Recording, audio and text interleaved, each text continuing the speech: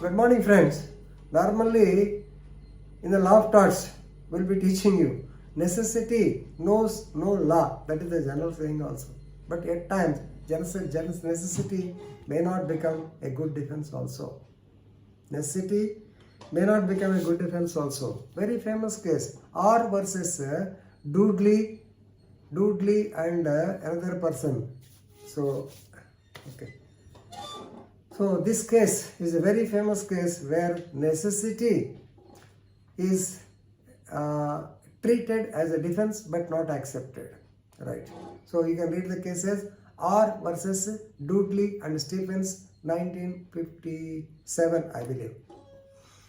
Right. What happened is, it was a case of shipwrecking. These people went in the ship thousands of miles away into the sea. Ultimately, some storm or natural calamity, presently like tsunami, it has happened, and actually they are left with nothing. So water entered the ship. Ultimately, they have to throw out all the belongings to maintain the balance. Ultimately, only 4 people were left in the ship, but there is no sight of any land. They were still in the sea. And the food grains totally exhausted that thing. So they saw a turtle, they brought it, they killed it, they took the mutton, but they wanted to take the so-called blood, but it was contaminated because it mixed with the salt water. So ultimately they were left with nothing. What to do? This is what is called cannibalism. So Mr. Dudley, Stephens and Brooks, 3 persons. Another person is a young boy by name Richard Parker. So he was just an attendant or room boy in the ship. That man was already having, I think, symptoms of some fever. He was not feeling well. So ultimately, Dudley told Stephens and Brooks also that if we want to survive, we have to kill somebody. And kill him, then take the meat or blood, and then only we can survive. Otherwise, all of our 4 will die. Is it better to die all the 4, or kill one person and the others will be safe? Of course, Brooks did not agree. So let us die, but I don't want to kill any other person, because life is important. Life is important for each and every person. But Stephens, somewhat he also is actually convinced with the argument of Mr. Dudley. So the fateful day came in the early morning when this boy was suffering from fever.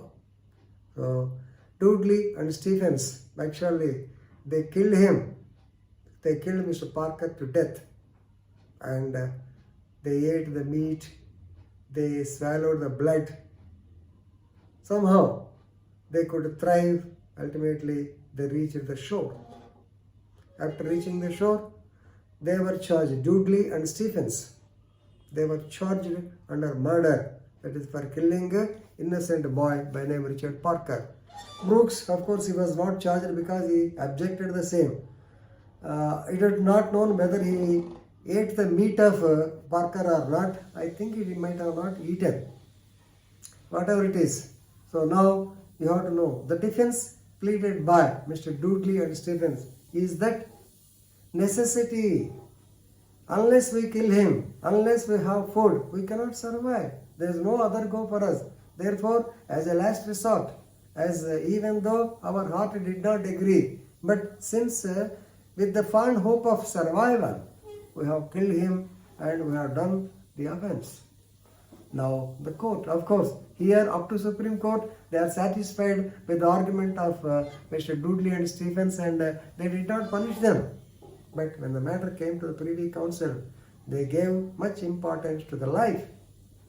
Life and liberty of an individual, they are primarily important. Everybody is equal before law. You cannot kill the other person for your sustenance.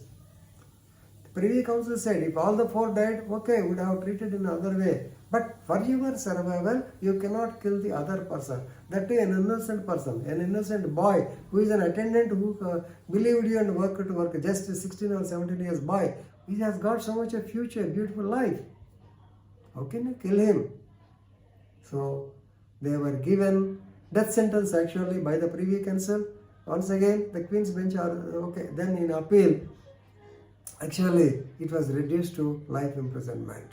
So please remember, necessity may be a defense in so many cases, but killing a person cannot come under the concept of necessity, because life is equal to each and everybody. Life is important to each and everybody. You do not have any right to kill any person and save your life. This is the lesson you have to draw from R versus Dudley and Stephens case 1957.